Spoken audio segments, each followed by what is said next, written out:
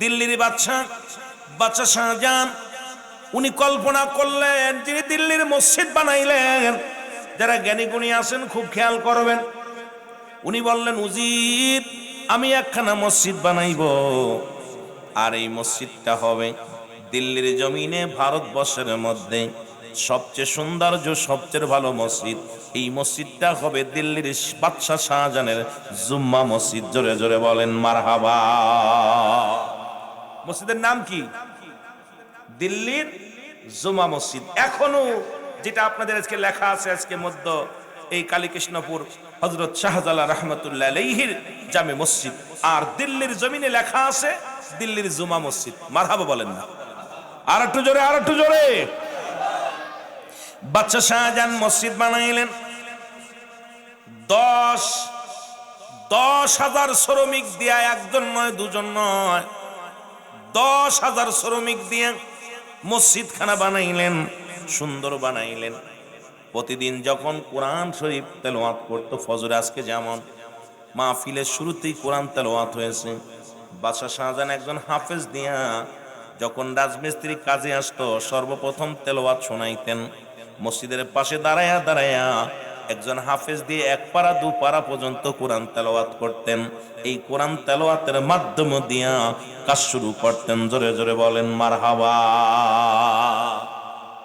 বাজানরা খুব খেয়াল করবেন, মজনবী আল্লাহর ঘরকে কত ভালোবাসছে, আর এই ঘরটা বানানোর জন্য প্রতিদিন একজন হাফেজ দিয়া কোরআন তেলাওয়াত করাতেন, তারপরে কাজ শুরু করতেন। সুবহানাল্লাহ বলেন না? এইভাবে মসজিদটা যখন কমপ্লিট হয়ে গেল, হয়ে যাওয়ার পর মুসলমান মসজিদে প্রথম জুম্মার নামাজ আদায় হলো। দিল্লির বাদশা শাহজাহান জুম্মার মসজিদে হাজির হয়ে গেছেন। নামাজ শেষ হলো, সালাম ফিরা সবাই দোয়া করে যখন বাড়ি গেলেন, খবর আসলো বাদশা শাহজাহান আজকে যারা দিল্লির জুম্মা মসজিদে নামাজ আদায় করেছে কারোর নামাজ হয় নাই, কারোর নামাজ হয় নাই। বাদশা শাহজাহান তো এত কষ্ট করে সাধনা করে মসজিদ বানাইলাম, সেই মসজিদে নামাজ হয় নাই, কারণটা কি? চিন্তায় পড়ে গেল, আল্লাহ আমি এত সাধনা করে মসজিদ বানাইলাম আর সেই মসজিদে নামাজ হবে না, কারণ? দ্বিতীয় জুম্মার নামাজ আদায় করলো। রাত্রের ঘামের মাধ্যমে শুনতে পায় বাদশা শাহজাহান তোমার এই মসজিদে যত মুসল্লি নামাজ আদায় করেছে কারোর নামাজ হয় নাই। আল্লাহু আকবার। তৃতীয় জুম্মার নামাজ যখন আদায় করলো, বাদশা শাহজাহান চোখের পানি ছেড়ে এক স্বপ্ন পাইলেন যে বাদশা শাহজাহান তুমি যে মসজিদে নামাজ আদায় করলা তোমার নামাজ সহকারে তোমার এই মসজিদের যত মুসল্লি নামাজে দাঁড়াইছিল কারোর নামাজ হয় নাই। 3 জুম্মা হয়ে গেল। বাদশা শাহজাহান চিন্তায় পড়ে গেল, কারণটা কি? বসে আছি শুধু দিবারাতি চোখের পানি ছেড়ে কান্দে, আল্লাহ এত সুন্দর মসজিদ বানাইলাম, তোমার ঘর বানাইলাম, এই ঘরে নামাজ হবে না, আল্লাহ কারণটা কি আমাকে একটু বলতে, যদি জানতাম। যার কাছে যায় কেউ বলতে পারে না। গভীর রাত্রে স্বপ্নে দেখে বাদশা শাহজাহান মসজিদ বানাইছো ঠিকই, কিন্তু কেবলা নির্ণয় হয় নাই, কারণ শরিয়াতে সেজদা দেওয়ার জন্য কাবা হলো শর্ত, তোমার কাবার কেবলা নির্ণয় ঠিক হয় নাই। এই জন্য যত 3 জুম্মা নামাজ আদায় করেছো একটা নামাজও কারোর কবুল হয় নাই, কারণ এই নামাজটা কবুল হওয়ার জন্য কেবলা শর্ত, কারণ কেবলার দিকে তুমি তাকাও নাই। জোরে জোরে চিল্লায় বলা যাবে না আল্লাহু আকবার। কেবলা নির্ণয় হয় নাই, নামাজ হবে না। এখন কি করা যাবে? কেবলা ঠিক করো। রাতের অন্ধকারে স্বপ্নে দেখে বাদশা শাহজাহান কেবলা ঠিক করো, কেবলা নির্ণয় করো, ঠিক করো। কোথায় যাবে? উজির কয় হুজুর মিস্ত্রি আনি ভেঙ্গে ফেলি, মসজিদটা ভেঙ্গে ফেলি। কয় না, কয় মসজিদটা গুড়িয়ে দিয়ে আবার মসজিদ বানায়। বাদশা শাহজাহান কয় আমি বেঁচে থাকতে আমার মসজিদের একটা ইটের মধ্যে আঘাত করতে পারবি না, কারণ একটা বালুর মধ্যে যদি আঘাত করিস আগে আমার কলিজার মধ্যে আঘাতটা দিবি, কারণ এই মসজিদটাকে আমি আমার জানের চাইতে বেশি ভালোবাসি।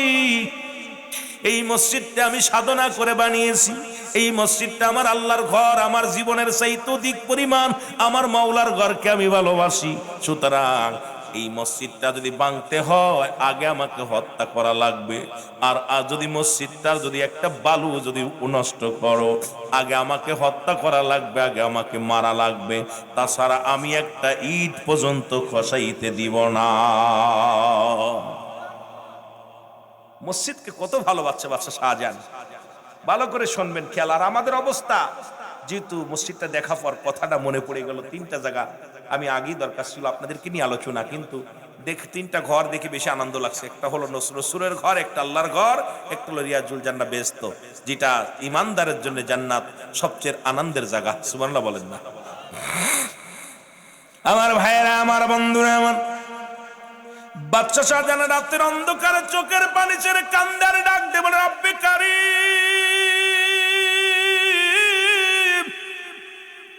ও রব্বে কারীম,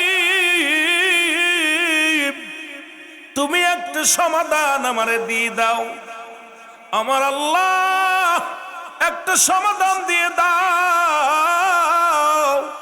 আমি বেঁচে থাকতে যদি আমার মসজিদের কেবলা নির্ণয় ঠিক না করতে পারি রে, ও আমার আল্লাহ, আমার জীবনটা বিফলে।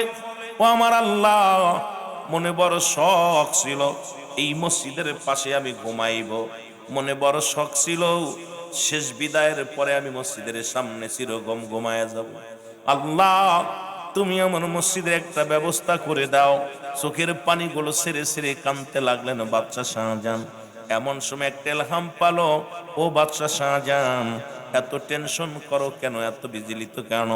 যাও যাও, দেখো এই জামানার মধ্যে কোন কামেলে মুকাম্মেল আল্লাহর কোন মাহবুব বান্দা পাও কিনা, তার কাছে যাও, সমাধান দিয়ে দেবে। কি করা লাগবে জোরে জোরে চিল্লায়া বলা যাবে না মারহাবা? যাও, দেখো শাহজালালের মতো কোনো মানুষ আছে না, কথা বুঝলেননি? শাহপরানের মতো মানুষ, ফুলতুলি সাহেব কেবলার মতো মানুষ। সাহেব কেবলা বলে গেছেন, বাঁচাও ইমান, বাঁচাও দেশ, সাহেব কেবলার নির্দেশ। আজকে বুঝতে পারতেছি কেন বলেছিল। আজকে দেশের যে 12টা বাজতেছে, দেশের যে অবস্থা, এই বিপদলগ্ন দেশ ও জাতির জন্য সাহেব কেবলা নবীদের কাছে আসে এলহাম, নবীদের কাছে আসে ওহী।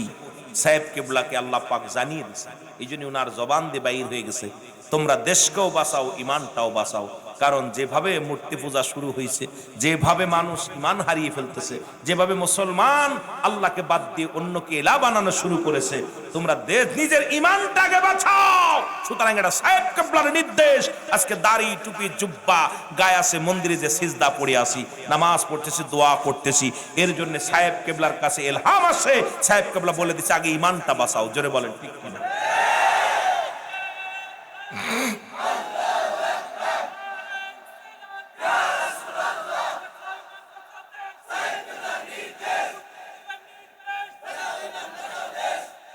কথা আমার সিলেটে আসলেই খালি কথাটা ভিতরে কেন যেন এটা বারে বারে লাগে যে হুজুর এই কথাটা কেন বললো, হাকিকতটা কি? এই হাকিকতটা কেন বই লাগেছে? দেশটা যে মানুষ ইমান হারিয়ে ফেলবে, ঠিক ইমানটা কেমন যাবে যে কচুর পাতার পরে পানি রাখা যাবে, ইমান রাখা যাবে না। রসুলের জামানায় 2টা পাখির গায়ে কালেমা লেখা রয়েছে, লা ইলাহা ইল্লাল্লাহু মুহাম্মাদুর রাসূলুল্লাহ। পাখি 2টা ঠুকায় ঠুকায় ময়লা খাচ্ছে। খুব খেয়াল করবেন, ওয়াজ তো 2-4 ঘন্টা করে শেষ করতে পারবো না, যে আলোচনায় টান দিছি এগুলো শেষ করে যে যুবকদের কিছু কথা বলতে গেলে সময় লাগবে অনেক। দেখা যাক কতদূর আগানো যায়। তা যেটা বলতেছিলাম, পাখি 2টা ময়লা খাচ্ছে, নবীজির কাছে সাহাবীরা দৌড়ে গেছে, ইয়া রাসূলুল্লাহ, ইয়া হাবিবাল্লাহ, আমরা আসতে পথে দেখলাম খুব আজব একটা ঘটনা। নবীজি বল, কি দেখলা? হুজুর পাখির গায়ে কালেমা লেখা। সুবহানাল্লাহ বলেন। নবীজি বলতেছেন, কি দেখলা? কয় হুজুর পাখির গায়ে কালেমা লেখা। নবীজি চুপ করে আছে, কথা বলেন। হুজুর পাখির গায়ে কালেমা লেখা, পাখির গায়ে কালেমা লেখা। নবীজি বললেন, বাকি অংশটা বলো। কালেমা লেখা আছে ঠিক আছে, বাকি অংশটা বলো। সঙ্গে সঙ্গে সাহাবীরা বলে, ইয়া রাসূলুল্লাহ, ইয়া হাবিবাল্লাহ, পাখির গায়ে কালেমা লেখা আছে, কিন্তু দেখলাম ময়লা ঠুকায় খাচ্ছে। কি খাচ্ছে? ময়লা ঠুকায় খাচ্ছে। রাসূলুল্লাহ বললেন, ঠিক এমন একটা জামানা আসবে, তাদের দাড়ি, টুপি, জুব্বা, পাগড়ি সব থাকবে, ওদের ইমান নামে বস্তুটা থাকবে না। ওরা নাস্তিকদের কাছে ইমান বিক্রি করে দিবে। জোরে বলেন ঠিক কিনা? এখন আমি দেখতেছি সব মিলায়া মিলায়া, অতীত, বর্তমান, ভবিষ্যৎটা একটু খেয়াল করলে সবগুলো আপনার ক্লিয়ার, একদম পানির মতো ক্লিয়ার হয়ে যাবে। ঠিক সেই জামানা এসে গেছে। আমার জামানায় যা দেখলাম, এই বছরে যা দেখলাম, গত বছর যা দেখলাম, বর্তমান যা দেখতেছি, এটা দ্বারা মুসলমান যে ইমান নিয়ে কবরে যেতে পারবো, আমার বড় ভয় লাগতেছে যে ইমান নিয়ে আমরা কবরে যেতে পারবো কি পারবো না। এই জন্য সাহেব কেবলার নির্দেশ, বাঁচাও ইমান, বাঁচাও দেশ। ইমান যদি না থাকে তোর আমল দেখি হবে? কিসের দাড়ি, কিসের টুপি, কিসের পাগড়ি, কিসের নামাজ, কিসের রোজা, কিসের হজ? আগে দরকার ইমানের। জোরে বলেন ঠিক কিনা? ইমান যদি চলে যায়, তুই সারাদিন ধরে কোরআন পড়ে লাভ কি? তোর ইমান যদি চলে যায়, সারা রাত ভরে তাহাজ্জুদের নামাজ পড়ে লাভ কি? ইমান যদি চলে যায়, তুই দান ধ্যান করে হবে কি, লাভ কি? এই জন্য আগে হলো মানব জীবনের অমূল্য সম্পদের নাম হলো ইমান। ইমানটা যেন আমরা নষ্ট না হয়। জোরে বলেন ঠিক কিনা? খুব খেয়াল। আমার ভাইয়েরা, আমার বন্ধুরা, আমার উজিরকে ডাকতে বলে, বাদশা শাহজাহান, উজির, উজিরে খোঁজ নাও, আমার রাজ্যের মধ্যে এমন কোন ব্যক্তি ধার্মিক আছে, আল্লাহ আছে, খুঁজে বাইর করুন। উজির বলে, হুজুর, পাইছি একজনের সন্ধান। তিনি আর কেউ নয়, তিনি হলেন আমাদের মহল্লায় বাড়ি, ওই জঙ্গলায় বাস করে, নাম হলো নিজামুদ্দিন আউলিয়া। জোরে বলা যাবে না মারহাবা? নাম কি? নাম কি? নিজামুদ্দিন আউলিয়া। উজিরি ডাক দেব, হুজবাইবার বাদশা শাহজাহান বলে, তাড়াতাড়ি নিয়ে চলো আমাকে। বাদশা শাহজাহান চলে গেলেন নিজামুদ্দিন আউলিয়ার বাড়িতে, সালাম দিলেন, আসসালামু আলাইকুম, হে আল্লাহর ওলি নিজামুদ্দিন আউলিয়া, আমি আপনার কাছে আসছি। বলে, কিসের জন্য আসছেন? বলে, আমার মসজিদ বানাইলাম সাধনা করে, দীর্ঘ 10টা বছর সাধনা করে মসজিদ বানাইলাম। এই মসজিদের কেবলা নির্ণয় হয় নাই, সুতরাং এই মসজিদে নামাজ হয় নাই। আমি আপনার কাছে একটা দাবি, কোন উপায় আমার মসজিদের কেবলা নির্ণয় করে দেন, ঠিক করে দেন, এটা একটা ব্যবস্থা করে দেন। এর বাদশা শাহজাহানের কথা শুনিয়ে ডাক দে বলে, নিজামুদ্দিন আউলিয়া, বাদশা শাহজাহান, টাকার গৌরব দেখাও, কিসের কি করো, শুনে নাও, শুনে নাও। তুমি এই দায়িত্ব আল্লাহ আমারে দেয় নাই, এই মসজিদটা তোমার নির্ণয় ঠিক করে দিব, কেবলা নির্ণয় ঠিক করে দিব, এই দায়িত্ব রব্বে কারীম আমাকে দান করে নাই।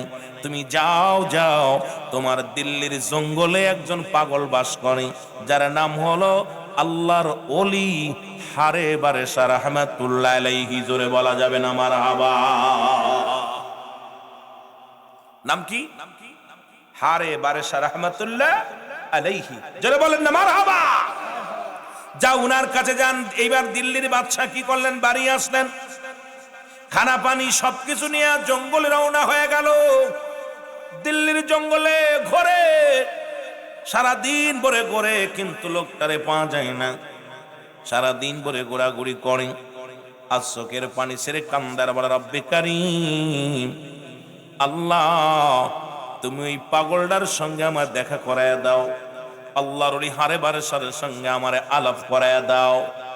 এবার খুঁজতে খুঁজে যায়, দেখে এক আল্লাহর পাগল জঙ্গলের মাঝখানে সেজদার মধ্যে লুটে আছে। এই পাগলটার গায়ের মধ্যে কোনো গোস্ত নাই, শুকায়া শুধু হাড্ডি হয়ে গেছে। কারণ লতা পাতা খায়, দুনিয়ার কোনো ভাত খায় না, রুটি খায় না, কোনো ফলমূল খায় না, ওই গাছের লতা খায়, সারা রাত সারা দিন পরে আল্লাহর জিকির করে, আল্লাহ আল্লাহ আল্লাহ, সুবহানাল্লাহ, আলহামদুলিল্লাহ, লা ইলাহা ইল্লাল্লাহ, লা ইলাহা। এ দুনিয়ার মুসলমান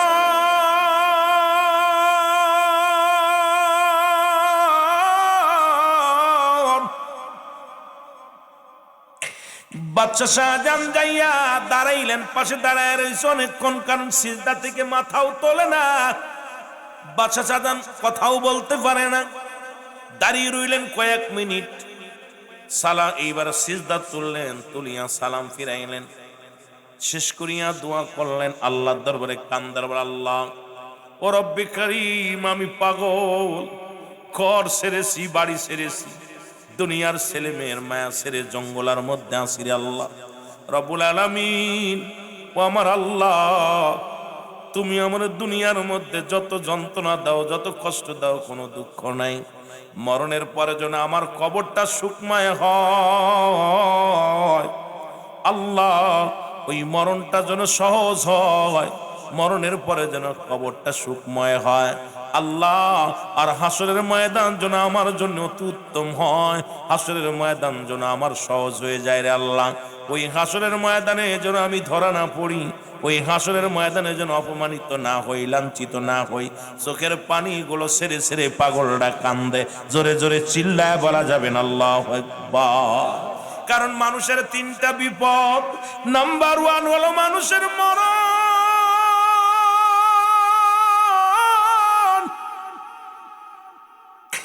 নাম্বার 2 হলো কবর, নাম্বার 3 হলো কিয়ামতের ময়দান।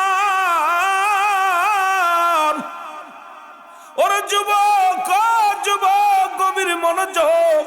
একজন আল্লাহওয়ালা চোখের পানি ছেড়ে কান্দে, আল্লাহ তুমি আমার মরণটা সহজ করে দিও, কবরটা আমার একটু সুখময় করে দিও, হাসরের ময়দান আল্লাহ আমারে তুমি দয়া করো। আর আমরা সারাদিন ভরে পাপ করি, এক ওয়াক্ত নামাজও ঠিক মতো পড়ি না, ঠিক মতো হালাল খাদ্য খাই না, হারাম খাই, সারাদিন ভরে মানুষের গিবাত করে বেড়াই, এরপরও চোখে পানি আসে না, এরপরও মুসলমান ভয় জাগে না। ওই মরণের চিন্তা আমাদের মধ্যে নাই, কবরের ভয় আমাদের মধ্যে নাই। কবরের ভয় যদি কোনো মানুষের অন্তরের ভিতরে থাকতো, এই দুনিয়ায় ঘর সংসার করতে পারতো না। ওই কবরে আযাব যদি দুনিয়ার মানুষ জানতো, দুনিয়ার বালাখানা ছেড়ে দিয়া বন মুসলমান বন জঙ্গলায় বাসা বাড়ি বানায় নিত। জোরে জোরে চিল্লায় বলা যাবে না আল্লাহু আকবার। কবরের ভয় যদি, কবরবাসীর আযাব যদি দুনিয়ার মানুষ একবার দেখত, কবরে যে কত বড় ভয়ঙ্কর আযাব হয়, কবরটা কঠিন, এই জায়গাটা ভয়ঙ্কর। আমার ভাইয়েরা, আমার বন্ধুরা, আমার বাদশা শাহজাহান দাঁড়িয়ে আছে, পিছনে সালাম ফিরে কয় আপনি কি বাদশা শাহজাহান? আসসালামু আলাইকুম, মারহাবা বলেন না। বাদশা শাহজাহান বলে আলাইকুম আসসালাম। হুজুর আপনি আমার নাম জানলেন কেমনে করে? বলে বাবারে আমি তোর রাজ্যে থাকি, কেন জানবো না? কারণ এই দিল্লির জঙ্গলটা তো তোমার নিয়ন্ত্রণে, তুমি দিল্লির বাদশা, আমি প্রজা, সুতরাং প্রজা হয়ে আমার রাজারে চেনবো না কেমন হয়? মারহাবা বলেন না। কেমন পাগল দেখছেন? ডাক দে বলে বাদশা শাহজাহান আমি আপনার প্রজা, আপনি আমার রাজা, আপনার জঙ্গলে থাকি, আপনারে কেন চেনবো না? আপনি কেন আসছেন এই জঙ্গলায়, কেন আসছেন? ডাক দে বলে হুজুর কিছু মনে না করলে আমি কি জানতে পারি আপনার নামটা? আমার নামটা আরে বারেশা রহমাতুল্লাহ আলাইহি। মুসলমান ডাক দে কয় হুজুর আমি তো আপনার কদমের মধ্যে আসি। বলে কেন আসছো? বলে আমি একটা মসজিদ বানাইলাম, 10টা বছরের সাধনা করে মসজিদ বানাইলাম, এর কয়েক খতম কোরআন শরীফ, কয়েকশো কোরআন শরীফ খতম করাইলাম। এই দুনিয়ার মধ্যে 3টা জুম্মার নামাজ আদায় করলাম, 3টা জুম্মার নামাজই আমি ইলহাম পাইলাম, কবুল হয় নাই। এই জন্য আমি আপনার কদমের মধ্যে আসলাম। আপনার কাছে যাওয়ার আগে গিয়েছিলাম নিজামুদ্দিন আউলিয়ার বাড়িতে, উনি সংবাদ দিলেন যান আপনি চলে যান আল্লাহর ওলি হারে বারেশার কাছে। আপনাকে খুঁজতে খুঁজতে আইছি জঙ্গলায়, পেয়ে গেছি, আমার মসজিদটা নির্ণয় করে দিতে হবে, ঠিক করে দিতে হবে। আল্লাহর ওলি আরে বারেশা কয় পাগল এটা কি কোনো ব্যাপার? তো ধাক্কা দিলেই চলে যায়, জোরে বলেন মারহাবা। কথা শুনছেন না? যার গায়ে নেই 1 কেজি বল, একদম শুকানো কাটনা, আর আমাদের দেশের পীর সাহেবদের বুড়ি হয়ে যায়, আইরে হায় পরের বাড়ি খায় গর্দান ঘুরাইতে পারেন। এমনও পীর সাহেব আছে ভালো মন্দ খাইতে খাইতে গার ঘুরাইতে পারেন। জোরে কোন ঠিক কি না? আরে যে আল্লাহর পাগল হয় তোর গায়ে গোস্ত কেমনে হয়? ও তো সারা জীবন কানতে কানতে কঙ্কাল হয়ে গেছে। আমার বাজারেরা খুব কষ্ট হয় কথাগুলো বলতে গেলে, অনেকে আবার মাইন্ড করে যদি আবার হুজুরি কষ্ট হয়, কথা বুঝেননি। আল্লাহর ওলি বলতে বাবা এটা তো কোনো ব্যাপার না, ধাক্কা দিলে চলে যাবে। কত পাওয়ারফুল ওলি, চিন্তা করছেন? কয় হুজুর আপনাকে যেতে হবে সঙ্গে, আমার একটা শর্ত আছে, শর্তটা যদি তুমি পুরা করো তাহলে আমি তোমার মসজিদটা আমি কেবলা নির্ণয় ঠিক করে দিব। বাদশা শাহজাহান বলে হুজুর আপনি কি শর্ত দিবেন বলেন, আমি 1000 শর্ত মানতে রাজি আছি। বলে শর্ত আমার 1000 ডানা মাত্র একটা, এই দুনিয়ায় চিরদিন আমি বাঁচবো না, চিরদিন আমি দুনিয়ায় থাকবো না, যে কোনো মুহূর্তে আমার জন্য মালাকুল মউত চলে আসবে। এরে বাচ্চা শাহজাহান, যে কোনো মুহূর্তে আমি মারা যাব রে। জীবনে কোনোদিন আরামে ঘুমাইলাম না, জীবনে পেটে ভরে কোনোদিন খাইলাম না, কারণ ওই জান্নাতের নিশা, আল্লাহকে পার নিশা আমার ভিতরে এমন ভাবে ধরেছে, কারণ ওই রব্বে কারিমের পাগল আমি, এমন গোলাম, দিনরাত 24টা ঘন্টা আমি রব্বে কারিমের গোলামি করি রে। জীবনে একটা স্বপ্ন আমার ইন্তেকালের পরে ওই মসজিদের মেম্বারের সামনে যদি আমারে শোয়া দাও, আমি কথা দিলাম তোমার মসজিদটা আমি ঠিক করে দিব। বাচ্চা শাহজাহান বলে, হুজুর কি বলেন? বলে, আমার বড় শখ ওই মসজিদের মেম্বারের সামনে ঘুমাইব, ইমাম সাহেব কেরাত পড়ব, নামাজে মজ্জেম আজান দিব রে, আমি কবরে শুয়ে শুয়ে আজান শুনবো, ওই কবরে শুয়ে শুয়ে আমি ইমাম সাহেবের কোরআন তেলাওয়াত শুনবো।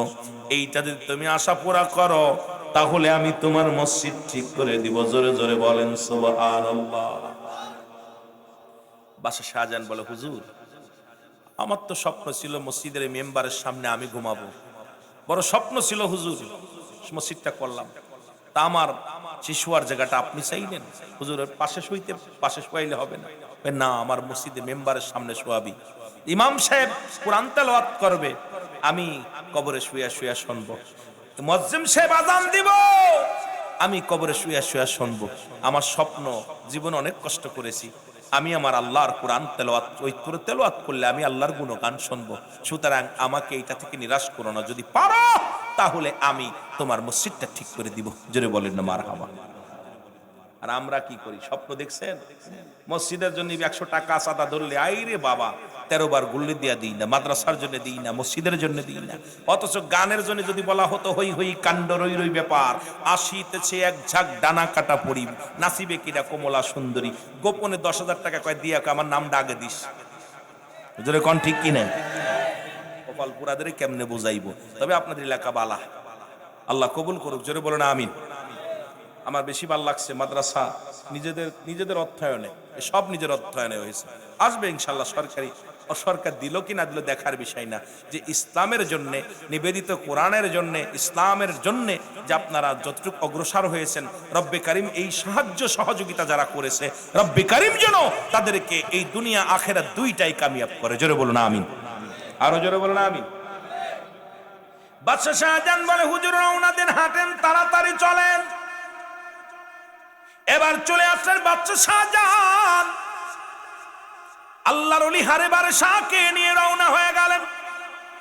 এসে উজিরকে ডাক দিয়ে বলে, উজির ডাক দাও, গ্রামের যত জ্ঞানী গুণী মানুষ আছে ডাক দাও, বৈজ্ঞানিক ডাক দাও, ইঞ্জিনিয়ার ডাক দাও, সবাইকে ডাক দিয়ে নিয়ে আসো। সবাইকে ডাকা না হলো, বলে আমি আজকে এই মসজিদটা ধাক্কা দিয়ে এই আল্লাহর গোলাম মসজিদটাকে ঠিক করে দিবে। জোরে বলেন না মারহাবা। লোকজন কয়, বাদশা শাহজাহান পাগল হয়ে গেছে, এই মসজিদটার জন্য এমন পাগল, এই লোকটারে মাছি তেলে ধাক্কা দিলে পড়ে যাবে, বাতাসে উঠতে একদম নড়ে বেড়াচ্ছে, এই লোক মসজিদ ঠিক করে ধাক্কা দিয়ে সরিয়ে দিবে, এই কি পাগল হয়েছে বাদশা? বা শাহজাহান কয়, বাবা আমি পাগল হইনি, তোমরা তাড়াতাড়ি ইঞ্জিনিয়ার নিয়ে আসো, ম্যাপ ধরো। আল্লাহর হারে বারে শাখায়, বেশি কথা বলবি না তোরা, সবাই 2 রাকাত নামাজ পড়ো। সবাই 2 রাকাত নফল নামাজ পড়লেন। কইরা আল্লাহর হারে বারে শাহ চোখের পানিগুলো টাস করে জমিনের মধ্যে ছেড়ে দিছে। আল্লাহ ও আল্লাহ, আমিও তোমার, মসজিদও তোমার, জীবনে অনেক কষ্ট করেছি, জীবনে গাছের লতা পাতা খেয়ে বেঁচে আছি, জীবনে তোমার কাছে তো খাইতে চাই নাই, তোমার কাছে তো পড়তে চাই না, দুনিয়ায় বাড়ি চাই নাই, গাড়ি চাই নাই, নারী চাই নাই, কিচ্ছু চাই নাই তোমার কাছে। আজকে শেষ বেলা একটা জিনিস চাবো, তুমি আমার নিরাশ করে দিও না, সেটা হলো আমার ইন্তেকালের পরে আমি মসজিদের সামনে ঘুমাইতে চাই, ইমাম সাহেবের কেরাত শুনবো, মুয়াজ্জিনের আজান শুনবো। এ আল্লাহ আমার নিরাশ করো না, আজকে এই মসজিদটাও তোমার, আমিও তোমার, তোমার মসজিদটা যেন একা একা সরে যায়, যেন কেবলা নির্ণয় হয়ে যায়, আমার স্বপ্নটা তুমি পূরণ করো। চোখের পানি ছেড়ে আল্লাহর দরবারে টাস করে মেরে দিয়েছে। জোরে বলেন না মারহাবা। আর আল্লাহ দরবারে কইতে দেরি, কবুল হইতে দেরি নাই। দিয়া আল্লাহর ওলি হারে সব মসজিদে হাত লাগাইছে, লাগাই দিয়া বলে, ইঞ্জিনিয়ার ভালো করে ম্যাপ ধরো, এলোমেলো যেন না হয়, ভালো করে ধরো। ইঞ্জিনিয়ার কয়, হুজুর কেমনে ধরবো? কয় যেমনি যেন মাপ যেন ঠিক থাকে ধরো। মসজিদে কয়, মসজিদ তুই আল্লাহর, আমিও আল্লাহ, তোমার সাথে আমি কম না, আমি বন্দেগী তোমার ভিতরে বন্দি করে আল্লাহ। তোমার বানাইছে আল্লাহর জন্য, খুশি করার জন্য, আমারও বানাইছে আল্লাহ আল্লাহরে খুশি করার জন্য। সুতরাং আমি তোমার গায়ে হাত দিলাম, সরে যাও। সঙ্গে সঙ্গে মসজিদ একা একা ঘুরে গেছে। জোরে বলেন না মারহাবা, আর একটু জোরে বলেন না। এই দিল্লির জুমা মসজিদ আজও পর্যন্ত আছে। যারা দিল্লিতে যাবেন দেখে আসবেন, নামটা হলো দিল্লির জুমা মসজিদ বলা হয়। ওখানে ডান পাশের একটা পিলার ভেঙে গেছে, সামনের একটা মিনার, এই মিনারটার পাশে একটা কাঁঠাল গাছ ছিল, কাঁঠাল গাছটা ঝড় আসিয়া ভাঙ্গিয়া একটা পিলার ভেঙে গেছে। ওর মধ্যে নামাজ পড়লে যখন দাঁড়াবেন সিজদায়, দেখবেন একটা মানুষ মনে হয় 3-4 জন, কেন যেন মন চায় বামে ডানে বামে মানুষ আছে। দিল্লির মসজিদে নামাজটা পড়ার পর আপনি যখন দেখবেন নামাজটা পড়ার পর, মন বলবে যে আপনার পাশে যেন আরো 2-4 জন দাঁড়িয়ে আছে। মারহাবা বলেন না।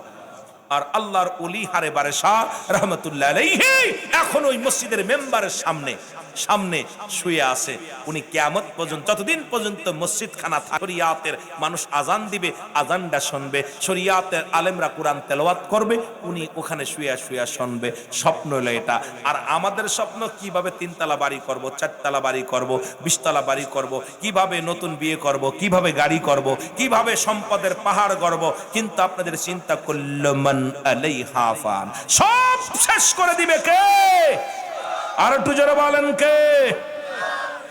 এই দুনিয়ার মধ্যে যা কিছু আছে চূর্ণ বিচ্ছিন্ন করে দিবে আমার আল্লাহ। আল্লাহ বলে, বান্দারে এই জমিনটা আমি রাখবো না। এই জমিনের মধ্যে যত মাটি আছে সমস্ত মাটিগুলো আমি আল্লাহ পুড়ায়া তামা বানায়া দিব। জমিনের মধ্যে যত পানি আছে সমস্ত পানিগুলো আমি আল্লাহ পুড়ায়া ছাই বানায়া দিব। যেদিন কিচ্ছু বলতে কিচ্ছু থাকবে না, সেদিন থাকবে শুধু আমার আল্লাহ। এই জন্য আমরা গোলামি করব কার? আর একটু জোরে বলেন কার? দাসত্ব করব কার? এই দুনিয়ায় পাহাড় সমতুল্য সম্পদ বানাইলাম, বাড়ি গাড়ি করলাম, কত না কি করলাম, কিন্তু যে মানুষটার ভিতরে চিন্তা নাই আমার মরতে হবে, কারণ এই দুনিয়ার মায়া ছেড়ে চলে যেতে হবে। 1 নাম্বার বিপদ হলো মানুষের মরণ। এই মরণের পেয়ালা পান করতে হবে। এখান থেকে পালানোর কোনো পথ নাই, এখান থেকে বাঁচার কোনো পথ নাই। মরণের পেয়ালা পান করতে হবে, এর মধ্যে কোনো সন্দেহ নাই। ধরে বলেন ঠিক কিনা?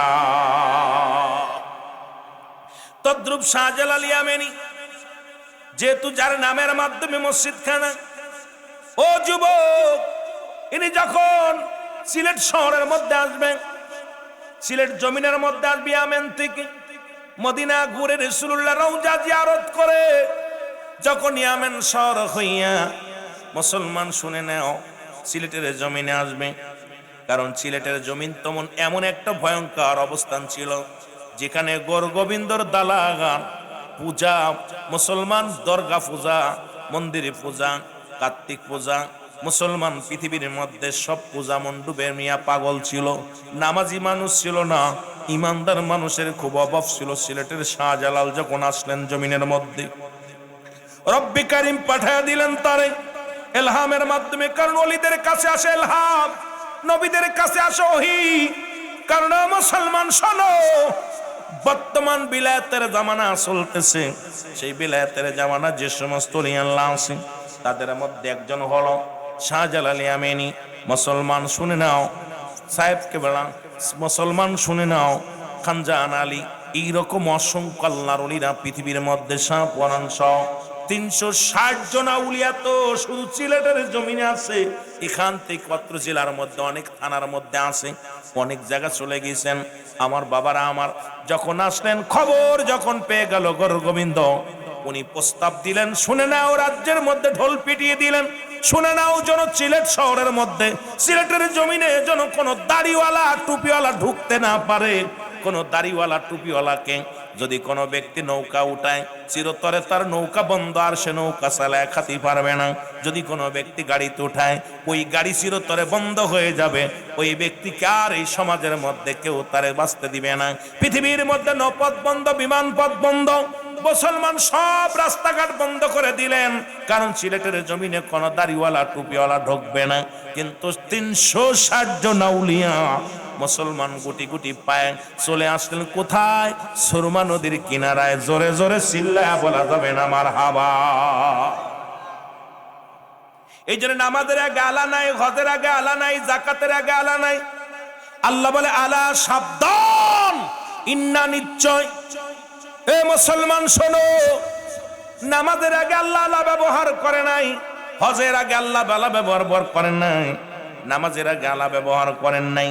আল্লাহ আল্লাহর ওলিদের বিষয় বলতে যায় বলে আলা, সাবধান, ইন্না, নিশ্চয়, আলা ইন্না উলিল্লাহি, আল্লাহর তরফ থেকে যারা ওলি হয়, কারণ ওলি কোনো মানুষ বানায় না, মানুষে বানাতে পারে না।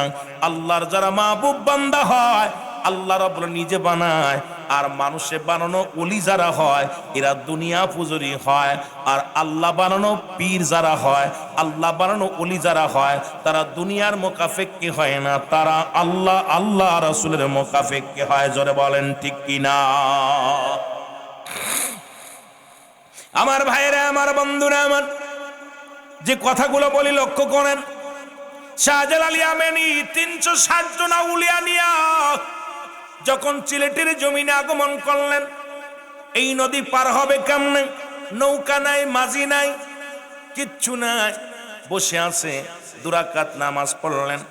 নামাজটা আদায় করে, কারণ আল্লাহর ওলিরা যখন কোনো বিপদে পড়তেন, সাহায্যের দরকার, সঙ্গে সঙ্গে রব্বে কারিমের দরবারে সিজদায় পড়ে যেতেন।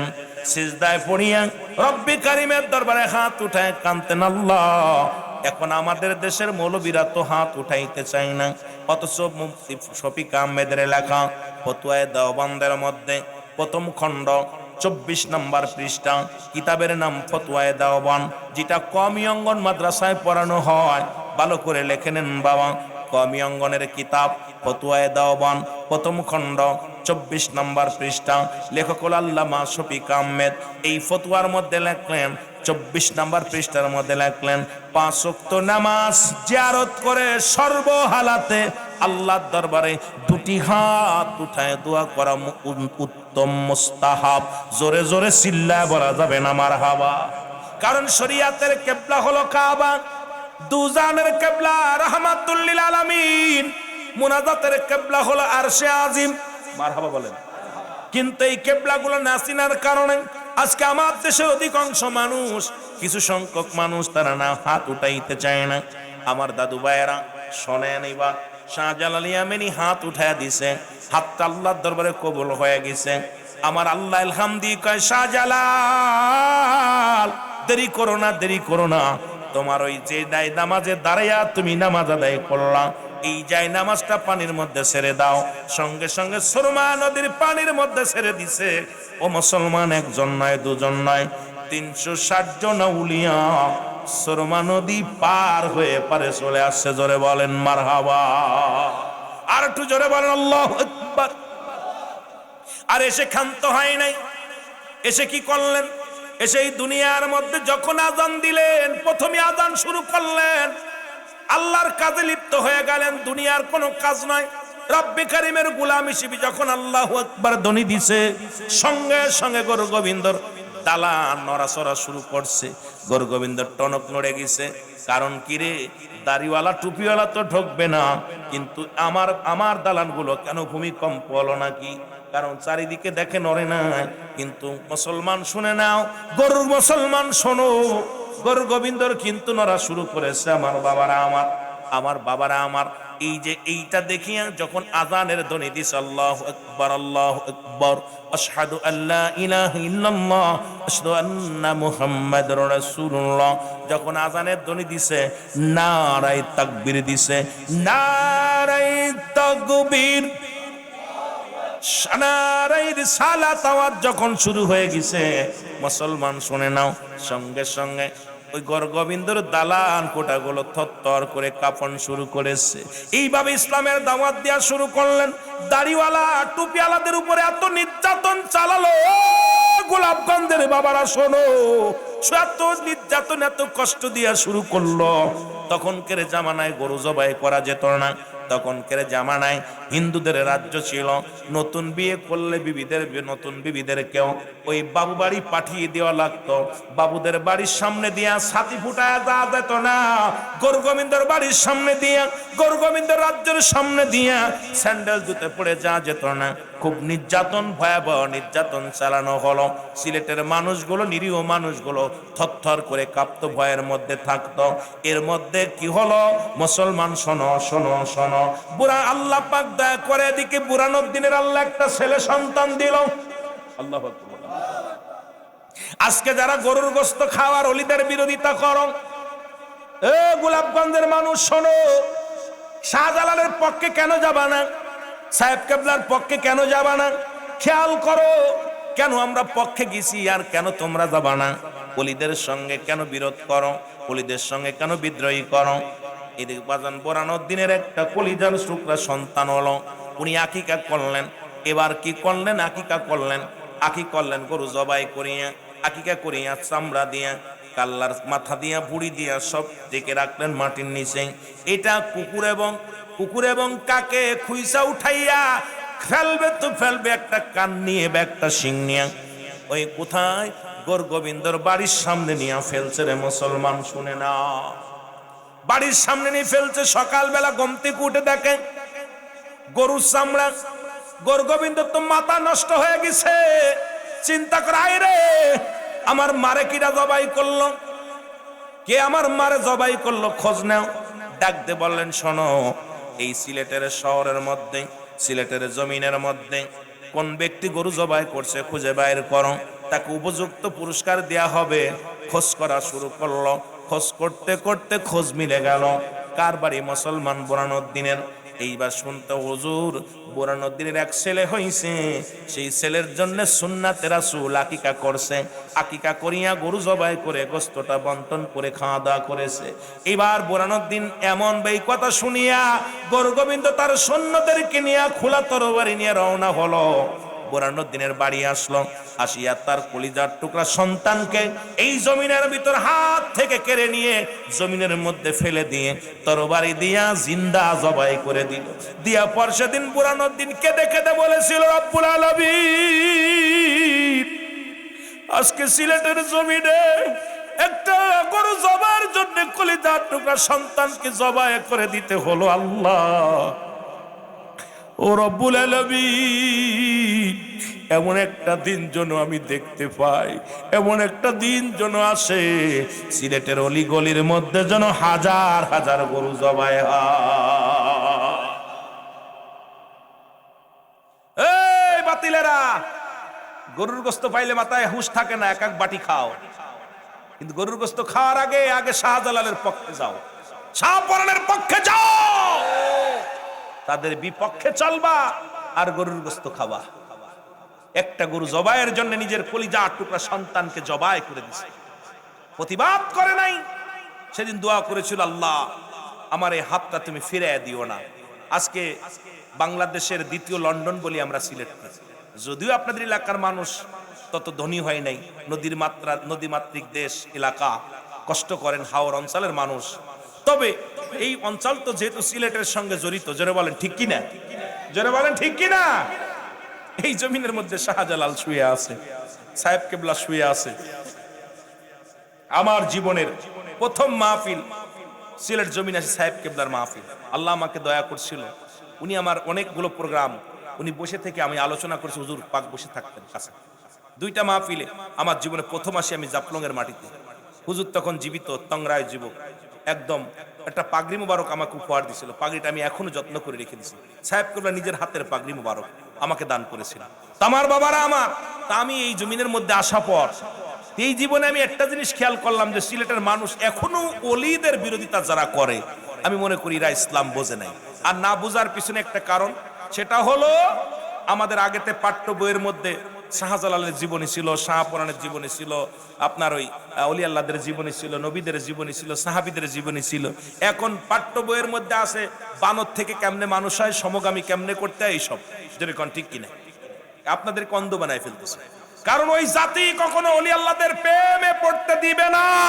এই জন্য অলি প্রেমিক, রাসূল প্রেমিক যারা আছে আমরা তাদের সঙ্গে কাজ করতে চাই। জোরে বলেন ঠিক কিনা, আর একটু জোরে বলেন ঠিক কিনা। জাতির অন্ধ বানানো যাবে না। এই জাতি যদি অন্ধ হয়ে যায় বিপদ। এই জাতিকে শিক্ষা জাতির মেরুদণ্ড যদি শেষ করে দেওয়া যায়, শিক্ষা খাত যদি বন্ধ করে দেওয়া যায়। কারণ এই যে মাদ্রাসা, কত ছেলে কোরআন শরীফ মাদ্রাসায় পড়ে যারা কোরআন শরীফ শিখছে, যারা পাশাপাশি ইংরেজি বাংলা শিখছে, এটা যদি বন্ধ করতে পারে মাস্টার ইবলিস খুশি হবে। আর এটা যদি চালু হয়, এটা যদি ভালোভাবে চলে, তাহলে আমার আল্লাহ রাসূল খুশি হবে। জোরে বলেন ঠিক কিনা, আর একটু জোরে বলেন ঠিক কিনা। সুতরাং তাদেরকে খুশি করার দরকার আছে কিনা, আরো জোরে বলেন খুশি করার দরকার আছে কিনা। সুতরাং আমার বাবারা আমার, আপনি আমি মনে করি ওলি আল্লাহগণ মরে গেছে না। রাসূল বলে আলা সাবধান, ইন্না নিশ্চয়, আলা ইন্না উলিয়াল্লাহি, আল্লাহর তরফ থেকে যারা ওলি হয়, লা ইয়ামাউত, তাদের মৃত্যু নাই। ঘোষণা হলো মেরকাত সূরা মেরকাত 10ম খণ্ড 722 নম্বর পৃষ্ঠা, তাফসীরুল বায়ান 5ম খণ্ড 524 নম্বর পৃষ্ঠা। সুতরাং আমি আপনাদেরকে বলে যাই, ওলিগণ দুনিয়া থেকে বিদায়ের পরে রব্বুল আলামিন আরো তাদের পাওয়ার বাড়ায় দেয়। জোরে বলেন মারহাবা, আর একটু জোরে বলেন না মারহাবা। সুতরাং এই ওলি আল্লাহদের বিরোধিতা করবেন না দয়া করে। ভালো না লাগে দরকার নাই, আপনার ভালো লাগে না দরকার নাই, কিন্তু ওলি আল্লাহদের বিরোধিতা করেন না, মাদ্রাসার বিরোধিতা করেন না, আপনার ভালো লাগে না পড়ানেন না, মসজিদের বিরোধিতা করেন না। এগুলো যখন মানুষ কোনো সাহায্য সহযোগিতার জন্য হাত বাড়াবে, আর উৎসাহিত করেন, তাদেরকে সহযোগিতা করেন, কিন্তু আপনি মনে মনে হিংসা করবেন, গোপনেও হিংসা করবেন, আবার আপনার সুদূরেও অনেকে হিংসা করে। এই জন্য আমার বাবারা অনুরোধ করবো আপনাদের কাছে, এদিকে আমাদের লক্ষ্য রাখার দরকার আছে কিনা, আরো জোরে বলেন আছে কিনা। তিনটা জিনিস কাজে লাগবে। নাম্বার 1, 1 নাম্বার ইন্তেকালের পরে নাম্বার 1 হলো নেক আমল। 1 নাম্বার হলো নেক আমল। আমলগুলো যদি ভালো না করেন আপনার জীবনটা বরবাদ। 1 নাম্বার হলো নেক আমল। 2 নাম্বার হলো সদকায়ে জারিয়া, দান ধ্যান খয়রাত যা করছেন, মসজিদ মাদ্রাসা স্কুল কলেজ রাস্তাঘাট, এই যে দান ধ্যান করলেন, এটা কাজে লাগবে। নাম্বার 3 হলো মুসলমান নেককার সন্তান। এমন সন্তান দেখে গেছেন আজকে মাদ্রাসায় যারা পড়ছেন তাদের একটা লাভ, কারণ কিয়ামতের ময়দানে সন্তানের জন্য অনেকে জাহান্নামে চলে যাবেন। ওই সন্তান আপনার জন্য দোয়া করবে, রব্বিরহামহুমা কামা রব্বায়ানি সগীরা। জোরে বলেন রব্বিরহামহুমা কামা রব্বায়ানি সগীরা। আহা, আব্বা মা চলে গেছে, দোয়া করার মতো এমনও, যেমন বাবা মা মারা গেলেন প্রতিটা সন্তানের কাছে 7টা হক বাকি থাকে, 7টা হক আদায় করতে হয়। এখানে যারা যারা আছেন আমি একটু বলে যাই, যারা চলে গেছে দুনিয়ার মধ্য থেকে তাদের জন্য মোট 14টা হক। দুনিয়ার মধ্যে জীবিত থাকতে 7টা হক, দুনিয়া থেকে বিদায়ের পরে 7টা হক। এই 14টা হক হলো আব্বা মার জন্য আদায় করতে হবে। এখন আব্বা মা যাদের নাই, এই হকগুলো আদায় হয়েছে কি জানি না রে বাবারা, শুনে নেন। নাম্বার 1, 1 নাম্বার হলো তাদের জন্য মাগফিরাত কামনা করতে হবে। জোরে বলো আল্লাহু আকবার। কি করতে হবে? মাগফিরাত কামনা করতে হবে। 2 নাম্বার হলো তাদের জন্য সব রেশানি করতে হবে। কি করতে হবে? এই কথা বলেন না, কি করতে হবে? সব রেশানি করতে হবে। 2 নাম্বার হলো তাদের জন্য সব রেশানি করতে হবে। আজকে আমাদের আব্বা মার জন্য সব রেশানিও করি না, মাগফিরাত কামনাও করি না। আব্বা মা তো আমাদের জন্য কত কি রেখে গেল, সম্পদ রেখে গেল, বাড়ি রেখে গেল, গাড়ি রেখে গেল, টাকা ব্যাংক ব্যালেন্স কত কি করে রেখে গেল, কিন্তু তাদের জন্য কিছু দেওয়ার দরকার আছে কিনা? 2 নাম্বার হলো তাদের জন্য সব রেশানি করতে হবে। 3 নাম্বার হলো এই দুনিয়ার মধ্যে ও যুবক, তাদের দিনা আদায় যা থাকে পরিশোধ করা লাগবে। আজকে আব্বা মা দুনিয়ার মধ্যে যা রেখে গেল এগুলো আপনাদের পরিশোধ করা লাগবে। ঋণ যদি করে থাকে, দেনা পাওনা যদি কারোর কাছে দেনা পাওনা থাকে, এগুলো অবশ্যই অবশ্যই খোঁজ নিয়ে পরিহার করতে হবে, পরিশোধ করতে হবে।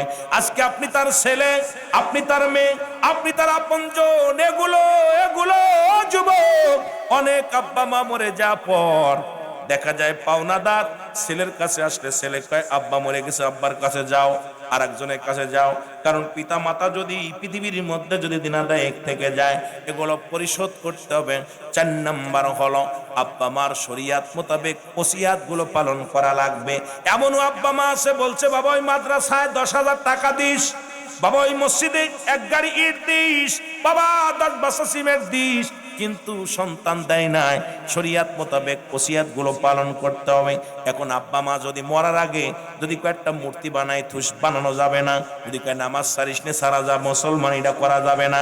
কারণ শরিয়াত মোতাবেক ওসিয়াত গুলো যেটা করে যাবে এগুলো অবশ্যই অবশ্যই আপনার আমার পালন করা আপনার জন্য ওয়াজিব হয়ে যাবে। জোরে জোরে চিল্লা বলা যাবে না মারহাবা। 5 নাম্বার হলো তাদের আত্মীয়স্বজন যারা আছে, আব্বা মার আত্মীয়স্বজন যারা আছে, তাদের সঙ্গে সুন্দর ব্যবহার, তাদের সঙ্গে যোগাযোগ ঠিক রাখা লাগবে। এখন দেখা যায় বাবা মারা যাওয়ার পর বাবার ভাইরাই চিনি না, দেখা যায় লন্ডন থাকি, আমেরিকায় থাকি, লক্ষ লক্ষ টাকা কামায়, কিন্তু চাচা ভ্যান চালায়, চাচা রিক্সা চালায়, বাবা দিনটা চাচা দিন মজুরি, বাবার বাইকে আমরা চিনি না, মার বোনকে আমরা চিনি না। খোদার কসম আব্বা মা কষ্ট পেয়ে যাবে কবরে। এই বাবা মারে যদি সুখে রাখতে হয় তাহলে আব্বা মার আত্মীয় স্বজনের সঙ্গে সাহায্য সহযোগিতা করতে হবে। ও মুসলমান শুনে নাও, যুবক, এই 6 নাম্বার 7 নাম্বার হলো তাদের সাথে যোগাযোগটা ঠিক রাখতে হবে, যোগাযোগ রাখতে হবে, ঠিক রাখতে হবে, তাদের সাহায্য সহযোগিতা করতে হবে। সুতরাং আব্বা মার আত্মীয় স্বজন যারা আছে, মায়ের বান্ধবী যারা আছে, মায়ের বোন যারা আছে, তাদেরকে খোঁজ নিতে হবে। গরিব থাকলে তাদের সাহায্য সহযোগিতা করতে হবে, তাদের সঙ্গে ভালো ব্যবহার করতে হবে, তাদের সঙ্গে যোগাযোগ ঠিক রাখা লাগবে। কিন্তু আমরা ফোন বন্ধ রাখি, আপনজনদেরও চিনি না। নাম্বার 7 হলো মুসলমান শুনে নাও, 7 হলো এই দুনিয়ার মধ্যে পিতামাতার কবরটা সময় করে বেশি বেশি করে জিয়ারত করতে হবে। জোরে জোরে চিল্লায় বলা যাবে না আল্লাহু আকবার। ফজরের নামাজের পর আব্বা মার কবর জিয়ারত করছেন কে কে? একটু হাত তুলে দিন। ফজরের নামাজ বাদে আব্বা মার কবরটা জিয়ারত করছেন এই 3-4 জন, বাকিগুলোর আব্বা মা মরে নাই। জোহরে করছেন কেডা কেডা? কেউ করে নাই। আসরে আয় হায়, একজন চিন্তা করছেন আব্বা মা মরে গেছে, এরা দান ধ্যান কেমনে করবে? বাপ মা মারা গেছে, তাদের পাশে যায়া জিয়ারত করব, একটু দোয়া করব। এই সন্তানেরা এড়াই করে নাই, তাহলে এরা কেমনে আব্বা মার এই বাড়িতে বাস করে? আজকে থেকে কেউ বাড়ি বাস করবেন না। বাপ মার বাড়িতে বাস করার অধিকার আপনার নাই। আব্বা মার যদি আপনি আব্বা মারে দিতে না পারেন, দয়া করে বাপ মার ভিটাই থাকতে পারবেন না। বাপ মার এইটা আইন করা উচিত আমি মনে করি। জোরে বলেন ঠিক কিনা? আইনটা করা উচিত না? তোরা বাপ মারে দিবি না, বাপ মার ভিটায় থাকতে পারবি না, বাপ মার জিয়ারত করবি না, তোদের স্থান এলাকার মধ্যে থাকবে না। দেখবেন বাধ্য হয়ে নামাজ শেষ করে আব্বা মার কবরের পাশে যাবে, পাক কালাম ফাতিহা শরীফ পড়ে হাত উঠাবে, চোখের পানি ছেড়ে কানবে। জোরে বলেন মারহাবা। আর একটু জোরে বলেন মারহাবা। আবার জীবিত যারা আছে, 1 নাম্বার হলো 7টা হক। যদিও সময় চলে যাচ্ছে দৌড়ায়া, আলোচনা কোন দিক থেকে কোন দিকে যাব বুঝি আসে না। আমার বাবারা, আমার এত অল্প সময় 2-4-10 ঘন্টা আলোচনা করে শেষ করা যায় না। যেটা জীবিত থাকতে দুনিয়ার মধ্যে 7টা হক। 1 নাম্বার হলো তাদেরকে মনে প্রাণে ভালোবাসতে হবে। তাদের 1 নাম্বার তাদেরকে মুসলমান যদিও 2 নাম্বার হয়, 1 নাম্বার 2 নাম্বার ভালো করে লিখে নেন। তাদেরকে মন প্রাণ থেকে ভালোবাসতে হবে। এই দুনিয়া তামাম পৃথিবী বোর ভালোবাসা একদিকে, ছেলের ভালোবাসা একদিকে, বাবা মার ভালোবাসা একদিকে, তামাম পৃথিবী একদিকে থাকবে, কিচ্ছু চাই না। আব্বা মা, বাবা মা, বাবা মা, বাবা মা। ও যুবক শুনে নাও, পৃথিবীর মধ্যে টাকার ভালোবাসা নয়, অর্থের ভালোবাসা নয়, শুধু জন্ম দিছে আর গর্ভে ধারণ করেছে। এর জন্য সারা পৃথিবীর মধ্যে 1 নাম্বার হলো তাদেরকে পৃথিবীর মধ্যে মনে প্রাণে ভালোবাসতে হবে। জোরে বলেন মারহাবা। 2 নাম্বার হলো তাদেরকে পৃথিবীর মধ্যে সম্মান করতে হবে। এত সম্মান, কারণ আব্বা মার সম্মানের উপরে কোনো সম্মান নাই। যত বড় ব্যারিস্টার আসুক, মন্ত্রী আসুক, ইনি আমার বাবা, আমার কাছে আমার মাথার তাজ, আমার কাছে আমার কলিজা, আমার হৃৎপিণ্ড। সুতরাং এই পৃথিবীর মধ্যে সারা পৃথিবী ছাড়তে পারবো, আমার আব্বার অমর্যাদা হবে, মায়ের অমর্যাদা হবে, এমন কোনো কাজ করা যাবে না। কারণ পৃথিবীর মধ্যে 1 নাম্বার তাদেরকে মুসলমান সম্মান করতে হবে। এমন সম্মান আর কাউকে মুসলমান নয়, আল্লাহ রাব্বুল আলামিনের পরে বাবা মায়ের সম্মান। জোরে জোরে চিল্লায় বলো মারহাবা। অনেকে আব্বা মা চেহারা যদি ভালো না হয় পরিচয় দেয় না, কপাল পোড়া চাকরি করে, বিদেশ থেকে আইয়া ঘুরে বেড়ায়, ওরে কার সাল রে, ওই অমুকের বাড়ির কাছে আমাদের বাড়ি। অনেক অফিসার বাপ মার পরিচয় দেয় না, বুড়া হয়ে গেছে, দাড়ি মাড়ি পেকে গেছে, পরিচয়। মান যাও মিন গ্রহ তারা আল্লাহর জিকির করে তারা, আসমান যাও মিন গ্রহ তারা আমার মাওলার জিকির করে তারার, মানুষ হইয়া তোমরা কেনে, মানুষ হইয়া তোমরা কেনে মাওলার জিকির করো না। আল্লাহ আল্লাহ আরে আল্লাহ আল্লাহ ডাকো রে মন, আল্লাহ করো সাধনা। আল্লাহ আল্লাহ, একটু জোরে জোরে আল্লাহ জিকির করেন। আরে আল্লাহ আল্লাহ ডাকো রে মন, আল্লাহ করো সাধনা। দিন তাকিতে না ডাকিলে, দিন তাকিতে না ডাকিলে গেলে দিন আর পাবি না। আল্লাহ আল্লাহ, নামাজ পড়ো রোজা রাখো সালেম করো দিল খানা, হর নামাজ পড়ো রোজা রাখো আর সালেম করো দিল খানা, হর কিয়ামত আল্লাহর কাছে, কিয়ামত আল্লাহর কাছে চলবে না তোর বাহানা। আল্লাহ আল্লাহ আরে আল্লাহ আল্লাহ ডাকো রে মন, আল্লাহ করো সাধনা। আল্লাহ আল্লাহ আল্লাহ আল্লাহ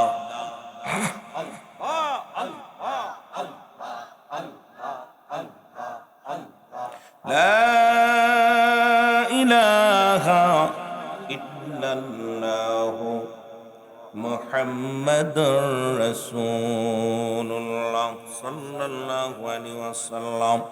বালাগাল উলা বিকামালিহি কাশাওয়াত তুজা বিজামালিহি, হাসানাতু জামিআ খিসালিহি, সাল্লু আলাইহি ওয়া আলিহি।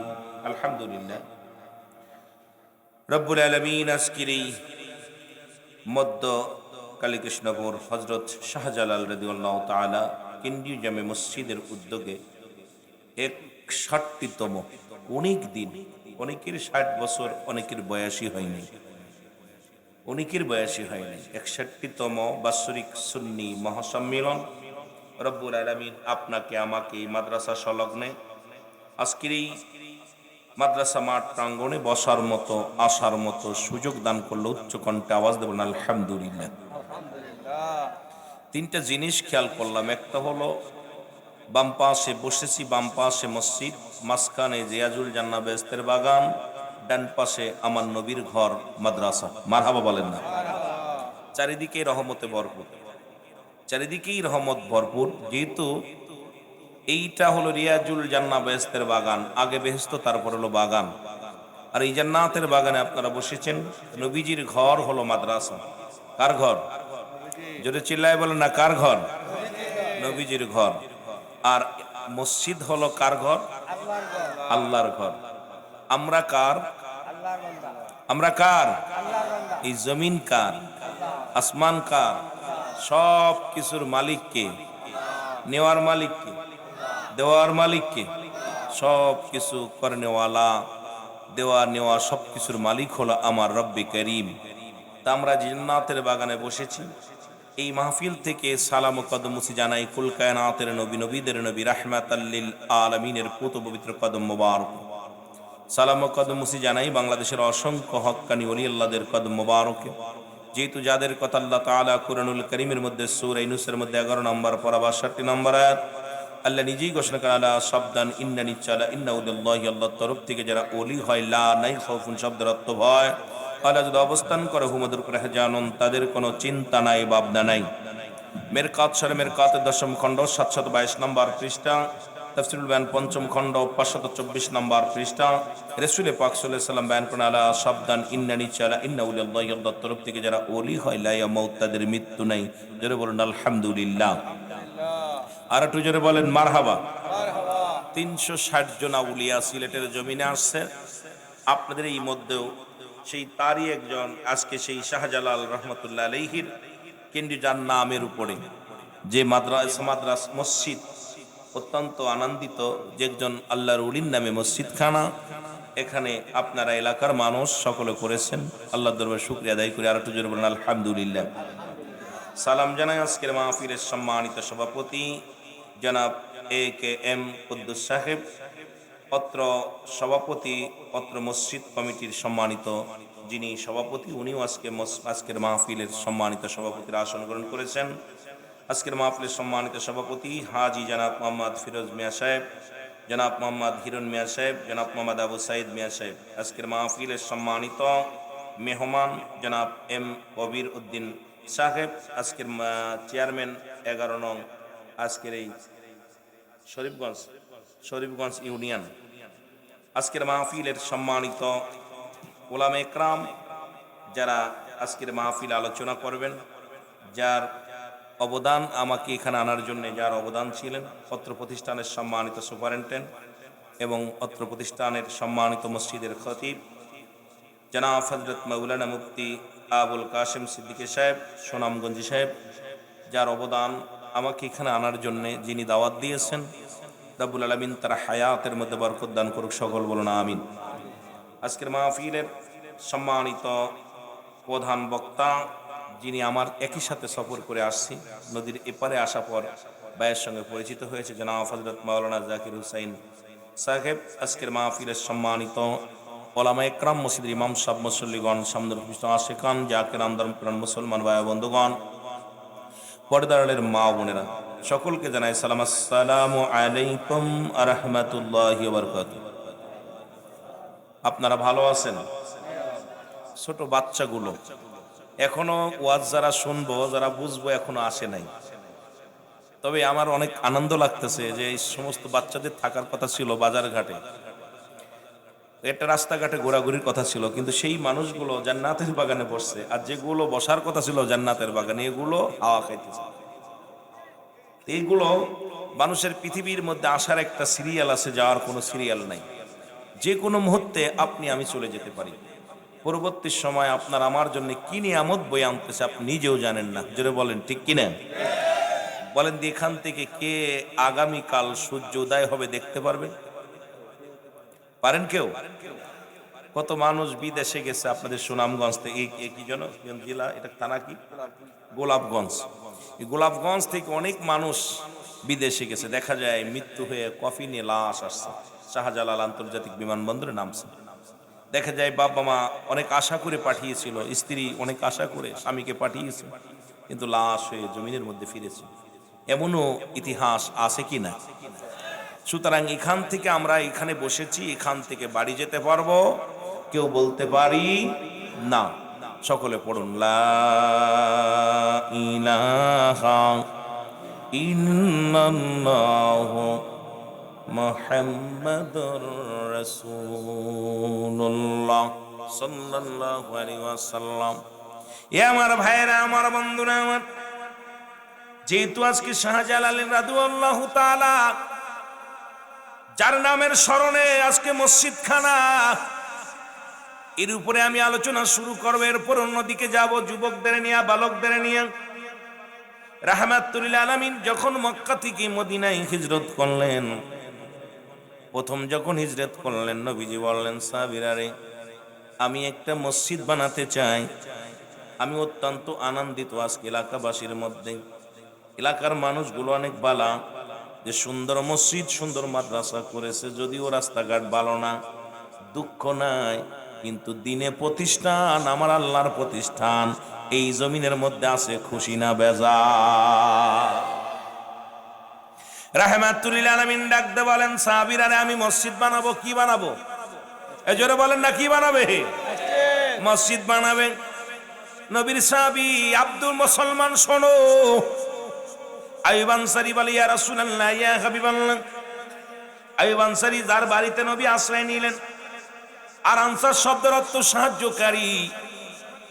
মুসলমান যখন মক্কা থেকে মদিনায় যখন রাসূল পাক সাল্লাল্লাহু আলাইহি ওয়াসাল্লাম হিজরত করে গেলেন, এই হিজরতকারীকে যারা সাহায্য করেছিলেন তাদেরকে আনসার বলা হয়। সেই আনসারীর ভাই আইয়ুব আনসারীর বাড়ি রাহমাতুল লিল আলামিন যে প্রথম ঢুকলেন, নবীজি বললেন, আনসারী রে, সাহাবীরা রে, আমি মসজিদ বানাতে চাই।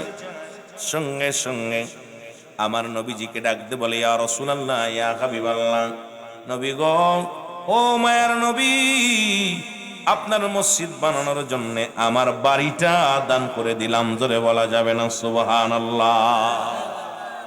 আমরা আস্তে আস্তে আলোচনায় খুব খেয়াল করবেন, কয়টা দিকে যায়, কোন দিকে যায়, খুব খেয়াল করবেন। রাসূলুল্লাহ বললেন, আমি মসজিদ বানাইবো। আনসারী বলে, আইয়ুব আনসারী বলে, হুজুর, আমি আমার বাড়িটা দান করে দিলাম। কি দান করছে? বন্দি বাড়ি যদি কেউ দান করে দেয়, থাকবে কই? নবী বলে, আনসারী রে, তুমি বাড়িটা দান করে দিলা, থাকবা কোথায়? তুমি থাকবা কোথায়? বলে, ইয়া রাসূলুল্লাহ, ইয়া হাবিবাল্লাহ, দুনিয়াটা আমার আসল বাড়ি নয়, আসল বাড়িটা হলো আমার কবর। খুব খেয়াল, আসল বাড়িটা কোথায়? জোরে বলেন, আসল বাড়িটা কোথায়? কবর।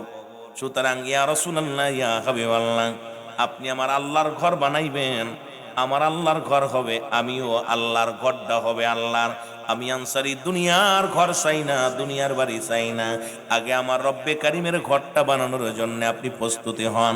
আমি আমার জায়গা জমি যা কিছু আছে, বাড়িটা আল্লাহর হস্তে, আল্লাহ রব্বুল আলামিনের নামে আমি কুরবানি করে দিলাম। জোরে বলা যাবে না সুবহানাল্লাহ? দেখছেন নি? নবীজি বলেন, আমি জায়গা পেলাম, এখন তো ঘরের দরকার। যেমন এই মসজিদটা নিশ্চিত একজন দান করেছে জায়গাটা, ঠিক কি না? কথা কন না কেন? হয়তো দুজন বা তিনজন দান করছে, বাকিগুলোতেই ওয়ালের জন্য, ইটের জন্য, সিমেন্টের জন্য এলাকাবাসী তারা নিজের টাকা দিয়া, কেউ সিমেন্ট দিছে, কেউ ইট দিছে, কেউ বালু দিছে, কেউ লোহা দিছে, কেউ টাকা দিছে। সার্বিক সহযোগিতার মাধ্যমে সুন্দর একটা আল্লাহর ঘর হয়েছে। নবীজি বললেন, সাহাবীরা রে, এখন মসজিদ বানাতে হবে, কে কি পারবানো? দেখা গেল মুসলমান, শুনে নাও, সাহাবীরা যার দুইটা খাজুর গাছ ছিল, একটা খাজুর গাছ ছিল, কেটে কেটে নিয়ে আসলেন, খাজুরের ডালগুলো কেটে আনলেন, বড় বড় পাথরগুলো মাথায় করে টেনে আনলেন। মুসলমান এনে এনে সুন্দরভাবে একটা মসজিদ বানালেন, সিজদার জায়গা। কারণ কিয়ামত পর্যন্ত মসজিদটা থাকবে। ওই মসজিদের জন্য যারা সাহায্য করবে, মসজিদের জন্য মুসলমান, শুনে নাও, যারা সহযোগিতা করবে, এই দুনিয়ার মধ্যে রব্বুল আলামিন দুনিয়া তো ইজ্জত দিবে, আখিরাতেও তাদের মুসলমান একটা প্রতিফল পাবে। জোরে জোরে চিল্লায় বলো মারহাবা। এ তো গেল আল্লাহর নবীর কথা। বাবা শুনে নাও, গভীর মনোযোগ, যে কথাগুলো বলি খুব খেয়াল করবেন। মুসলমান, গভীর মনোযোগ।